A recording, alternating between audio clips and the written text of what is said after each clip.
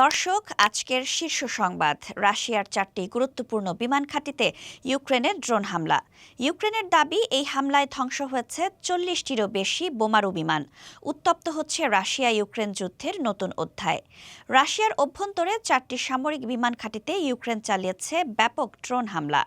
হামলাগুলোর লক্ষ্য ছিল রাশিয়ার স্ট্র্যাটেজিক বোমারু বিমান, যেগুলো ইউক্রেনের অভ্যন্তরে দূরপাল্লার ক্ষেপণাস্ত্র হামলায় ব্যবহৃত হয়। ইউক্রেনের সামরিক গোয়েন্দা সংস্থা দাবি করেছে, এই হামলায় অন্তত 40টি বা তার বেশি রাশিয়ান যুদ্ধবিমান ধ্বংস বা অক্ষম করা হয়েছে।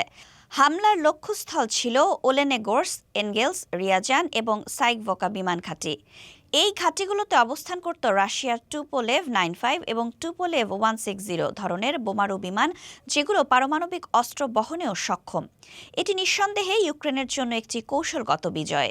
ড্রোন ব্যবহারে ইউক্রেন যে এখন রাশিয়ার গভীরে আঘাত হানার সক্ষমতা অর্জন করেছে তা স্পষ্ট। তবে রাশিয়া এই হামলার ব্যাপারে এখনও আনুষ্ঠানিকভাবে ক্ষয়ক্ষতির পরিমাণ স্বীকার করেনি।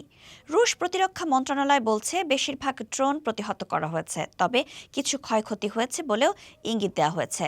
যুদ্ধ পরিস্থিতি দিন দিন আরও জটিল ও বিপজ্জনক হয়ে উঠছে বলে সতর্ক করছেন বিশ্লেষকরা। এই ছিল রাশিয়ার বিমান ঘাঁটিতে ইউক্রেনের সাহসী ড্রোন হামলার বিস্তারিত। যুদ্ধ পরিস্থিতির আরও আপডেট পেতে চোখ রাখুন ঢাকা প্রেসে।